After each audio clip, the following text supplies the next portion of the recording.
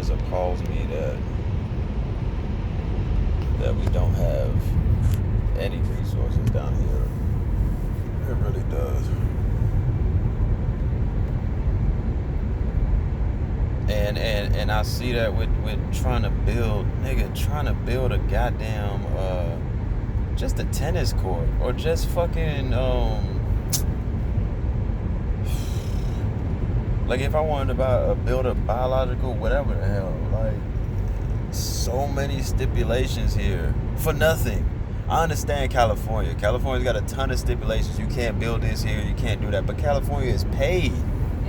You know what I mean? California. I understand. California puts restrictions on to preserve things. Yeah. They're trying to preserve their wildlife areas. They're trying to preserve their natural forests and certain things. Like, yeah, they have large cities, but they also have areas they understand are important to keep. You know, where southern states usually don't care. They're like, oh, there's land there, great, go ahead and do whatever. But it's very hard in the South to protect areas.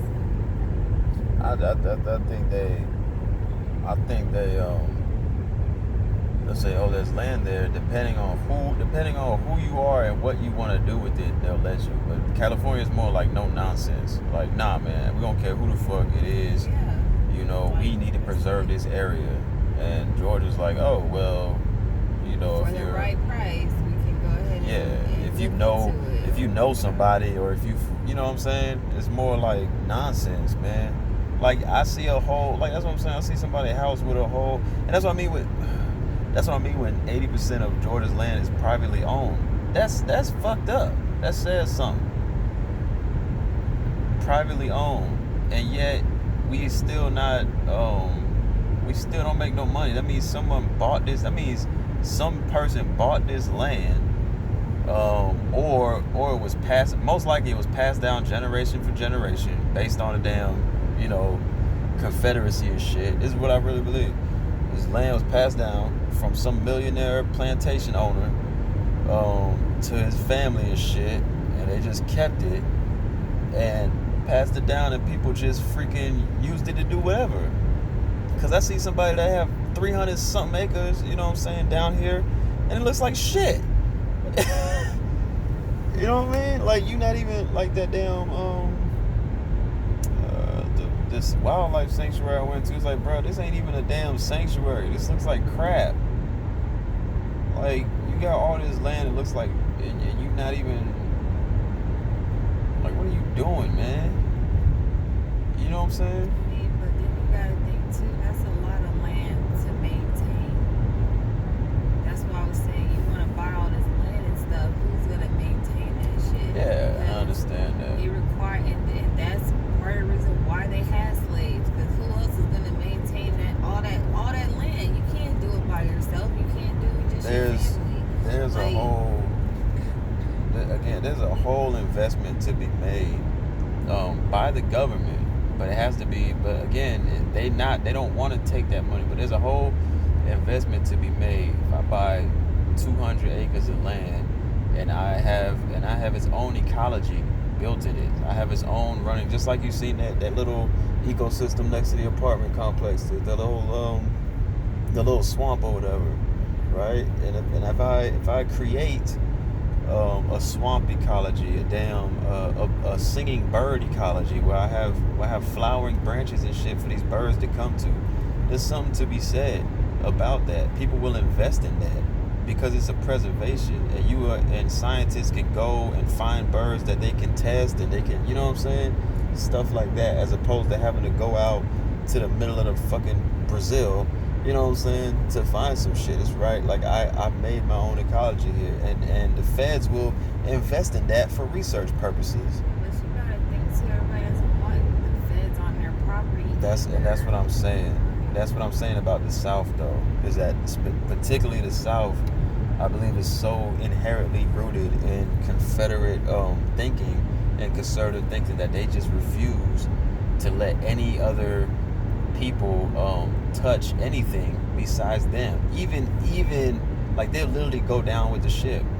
They will. Well, it's when your ship is occupied by people that's not even from here. But it's also too a matter of teaching to education. Like how we talked before about how different things are taught based on where you live. You know, just like when we talk about Black History Month and how it's taught in a more diverse area versus an all-black area versus an all-white area. I mean, you gotta think if we're talking about agricultural things and stuff like that, the way we learn it in the city or what we learn about in a more progressive area is different from how they may be learning it in a more rural area. You know, so. Hey, I for damn sure probably know they probably not teach them about global warming and shit and fucking. Yeah, I mean, chances are they're probably not. You know, I mean, it's probably more of a this is something that we've had inherently for years, and we need to preserve these areas as, you know, just like when you go up north, when we were traveling through we're in Georgia, when we were traveling through Connecticut and Massachusetts, and stuff like that. And they still have those colonial homes from the 1700s. You go to Savannah, they have historical stuff. Like, I mean, to their credit, people in the South feel like they want to preserve their history too, and there's nothing wrong with that until, you know, you start seeing the degradation of all of these areas and all of this land, and the hindrance of furthering people's knowledge because you're trying to preserve a certain area. I mean, like, you can preserve the historicalness and you can keep all of that and everything without causing the damage of being ignorant. That's like tourism though, man. And I don't know how many people want to be tourists. And I mean, Savannah is. Southern people want to. I mean, it's all Southern things are not bad. Obviously, it's not. You know, this is. You have to be understanding of people's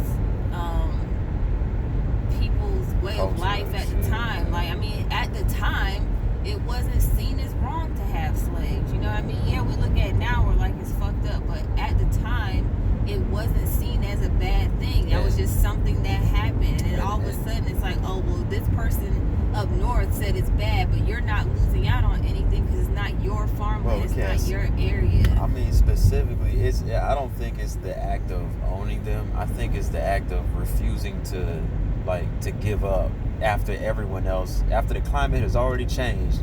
You are still right. But what was their alternative? How were they to keep their farms going? How were they supposed to keep making their money if you're taking away their way of producing these things? They didn't have one. That's the point that we make. These people down here are so conservative.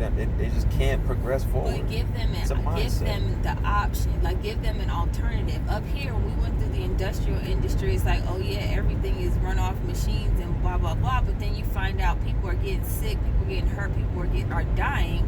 So then they had to So then they had to come up with different ways, more efficient ways, less dangerous ways to do things.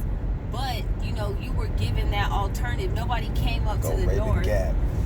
Nobody came up to the north and was like, oh, you have to shut down every single factory that you have right now and take their money away like that. So, I mean, I get why they're pissed off. I can. Because they have, again, Cherokee, this is the South. So, and we have the whole Gulf of Mexico. And we have Chesapeake Bay. Chesapeake Bay is essentially the South. We have and we got Florida. We got a whole swamp. We got a whole rich swampland down there. Again, Daniel, that goes back to how the people are educated. For a long time, it's like, oh, people in the South are just slow and stupid. And instead of you trying to fix that and help educate them, you just let them stay that way. And then now we fast forward. Yeah, but there's laws and shit that can happen. There's ways you can make. Federal level. Yeah, on a federal level, there's ways that you can make it more consistent. But because that didn't happen, now it's like we're in a more progressive time, and they're still stuck. You know, or a lot of, not everybody, obviously, but there's a lot of people that are still stuck in that way of thinking because there was never any force of change. And these people are in positions of power. I mean, for me, it's all right. So, I mean, I look at it, right? You had the Confederacy, you had the Union, right? As soon as that switch happened from Democrat to Republican, where a lot of Confederates went Republican, in those positions of power, you got Southern people that moved, that were millionaires, that had the opportunity to move north now. Right? Because they were millionaires running off the damn whatever the fuck. or a lot of motherfucking thieves, man, bandits, shit like that. I mean, you look at territories that opened up from Native Americans and shit like that. People that just put their names on it and just finagled their way in. There was a lot of that because it's mostly white people right there. So there was a lot of that stuff happening. And people had to be like, other whites had to see the evil side of their people. Be like, okay, yeah, these dudes are actually really fucked up. They had to denounce that. It takes a while. And then those people, the people that were in those positions that were still conservative, in positions of power, in political positions of power, that were making laws to prevent people from being progressive, was still in there. You see what I'm saying? And they had to do a whole purge of them people, which takes forever. And now we're at a point where, okay, well, now we have more progressive people in there, and yet there are areas where, because of the laws in America, there are areas where, and again, most of the South is privately owned, so the feds really can't. You see what I'm saying? Like, unless they change that law. I mean, even now, when Biden's like, you gotta wear a mask, the only way he can mandate a mask is if you're on federal property. That's it. The state has to do that shit. At the end of the day, as far as I'm concerned, pretty much all of these problems could be fixed and we could be more unified as a country if people would stop pointing fingers and being mad and start listening to each other. I mean, everybody listen and understand, and then come up with solutions together that make sense. Like, it's really not that difficult of a concept. It really is not. But it's like, you know, if you keep pointing fingers and, oh, this one's messed up because this, and instead of saying, okay, I see why you think this way, but let's maybe find some middle ground. Just like you and I, we don't agree all the time. You know, we find middle ground. We find middle ground. You and I come from two completely different backgrounds. You know, you grew up different than I grew up, but that doesn't mean that we can't be harmonious and we can't work things out and learn together and grow together and things like that. But it takes listening and it takes patience. And the problem with a lot of people is that they don't want to listen to each other. It's like, this is right, this is my way, and it's right, and that's it. And that's the problem. And then that's why everybody's so damn divided. I think it's that. I don't know. Because everybody's pointing fingers and saying what they think everybody is, instead of taking the time to really understand, you know, different people. And then people are doing shit like what they do on Facebook. Oh, I respect your opinion, but you don't respect my opinion if you keep coming with a rebuttal. And that's not respect. Like that immediately overlaps everything I said. If I say butter is bad for you, I respect your opinion. But did you also know that whatever? Did you also know that butter can give you the highest health? No, it can't. But that's another. It's so not scientifically true. That conversation I was having with that lady yesterday. So obviously she's spewing out a lot of misinformation. Yiddish. Speaking the Yiddish. And while I'm trying to, express to her, what I know to be true, and she's, we're going back and forth, I realized, look, this is not going anywhere. We're at a standstill. And I said that to her. Right. I said, it's obvious we're not going to see eye to eye on this. I respect that you're, entitled to your opinions and your views, and I hope that you can respect mine as well. She came back and was attacking again, but then the problem that I felt, I wasn't bothered by it because I knew she was going to do that, because that's what people do. I dropped it. I'm not going to continue to gaslight this. I don't know where she's from, but I'm not going to keep throwing fuel on this fire, right? But then I get up this morning and more people had commented and they're calling her stupid and insulting her and whatever. See, that's not going to fix anything, because now y'all are just going to go back and forth calling each other names and further dividing and pissing each other off, instead of saying, look, these are the facts, blah, blah. I understand you feel like it's X, Y, and Z, but it's really not what it is, or something more productive and positive. Like, people act like they can't speak to each other without being insulting. That's the problem. If I'm talking, okay, prime example, when we're talking about relationships and shit yesterday, like, if you and I disagree on something, and I'm like, you're a fucking idiot, get out of my face. Do you think that we're going to be able to have a civil conversation after that? Right. Yeah, all right, true. Then. So, I mean, it doesn't help anything for people to insult one another and talk down to one another just because you have a difference of opinion. Yeah. Or even if I know 1 + 1 is 2 and you're insisting 1 + 1 is 3, I know you're wrong. I'm not going to keep arguing with you, because what good is that going to do? At some point, you're going to learn that 1 + 1 is 2 and I was right. You know, if I know that I'm right in what I'm saying, I don't have to keep going back and forth. But people want to be right all the time. It's like, and it's not going to fix anything that way, being a right fighter for no reason. Sometimes you just got to let stuff go and let people learn on their own and figure things out for themselves. The shit where I think where some people evolve from viruses or bacteria or some sort of a malignant bacteria is, I think that shit's true, because sometimes that wall, these people just have a wall that really can't be passed unless some life-threatening and even some life-threatening Why do they have the wall? Like that's what therapy I think therapy, education system. I think the education system in the South has definitely failed a lot of people. Yes, for sure. It's definitely not progressive teaching. You and I both had to relearn a lot of shit just because they don't teach progressively down here. They don't even theorize progressively down here. Like, I get it. Like, you could easily say, like, okay, you know, the earth, global warming is fake. I get it. All right, you can say that, and I understand. I've heard people try to explain it to me, and I get their explanation. You know what I'm saying? You know, but I'm gonna take the latter. And say that it is real because of its risk assessment. If you're saying that no, it's not real, it's just natural occurrences of the world, okay, fine. And if if I'm saying it is real and we're directly affecting the shit, what's the risk assessment there? If it's a natural occurrence of the world, this means I don't have to do shit, right? This means I don't have to do a damn thing. I just let the world turn, let it do what it does. But even if it's a natural occurrence, doesn't mean you can't correct it. That's like saying, right? Doesn't mean we can't. To diabetes, right. But that doesn't mean that I can't eat right and exercise to make sure that I don't end up with it. Right. I could easily say, like, my genetics. Yeah, like you just said, I could say my genetics are I'm always gonna be predisposed to have strokes at 5 o'clock. You know what I mean? But that doesn't mean that at 4:30 I can't, drink more or do whatever to maybe possibly lessen the risk of me having a stroke. That's all we're saying. So even if global warming if it is fake and we let it turn, that doesn't mean we as humans who have the knowledge and the ability can take an area that is desolate and turn it into a flourishing tropical region.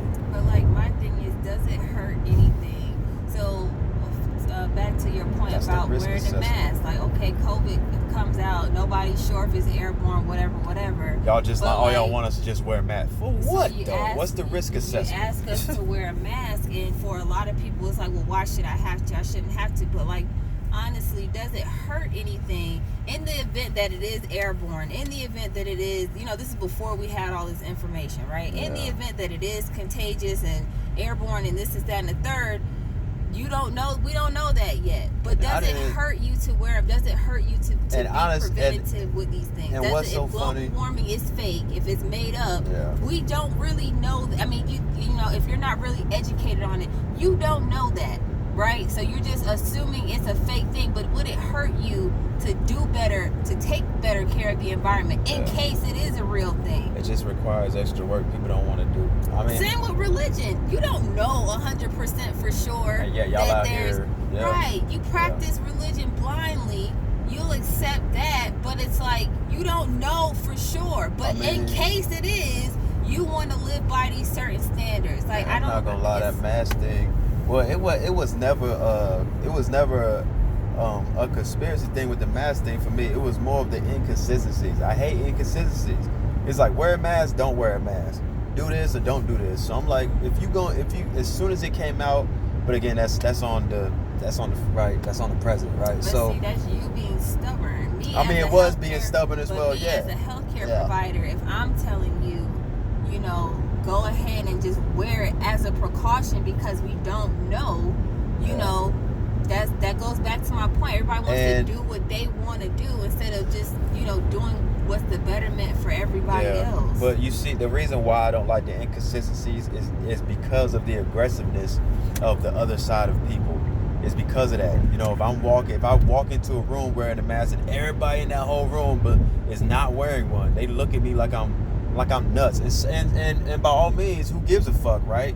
But again, we're dealing with people that are irrational.